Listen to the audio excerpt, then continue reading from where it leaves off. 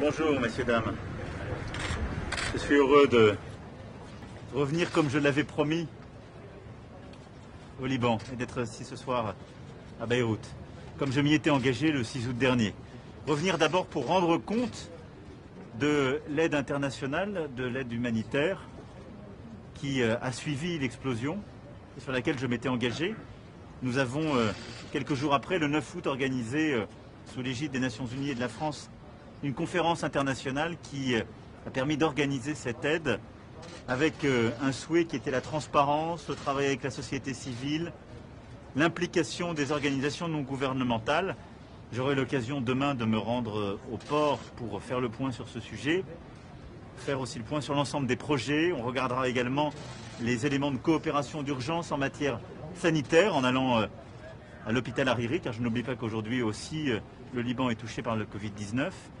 Et j'aurai l'occasion aussi sur les sujets d'école, d'éducation, de reconstruction et l'ensemble des sujets nécessaires de revenir sur le soutien au peuple libanais. C'est le même esprit de coopération et le même engagement qui a présidé aux coopérations techniques qui ont été les nôtres depuis un peu plus de 3 semaines aux côtés du gouvernement libanais à sa demande dans le cadre de l'enquête sur l'explosion du 4 août.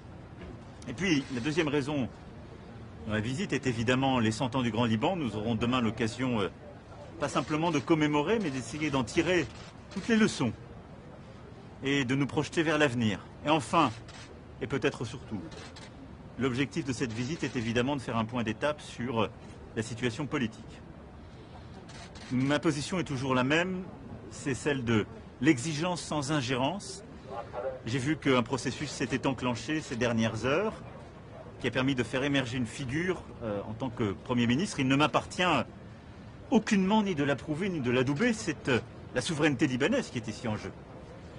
Mais de m'assurer que c'est bien un gouvernement de mission qui sera formé au plus vite pour mettre en œuvre les réformes que nous connaissons au service des Libanaises et des Libanais.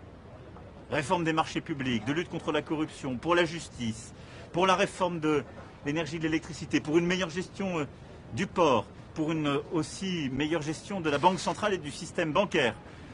Autant de réformes indispensables sur lesquelles, de mon côté, je me suis engagé à ce que si elles sont prises par le plus vite possible ce gouvernement de mission, la communauté internationale, et évidemment en premier chef la France, puisse s'engager pour être en soutien du Liban et du peuple libanais. Voilà les 3 objets de cette visite, au-delà du fait que je tenais bien évidemment à tenir la promesse du 6 août dernier. Voilà, mesdames et messieurs. Merci beaucoup. Merci à toutes et tous. Et courage. Merci.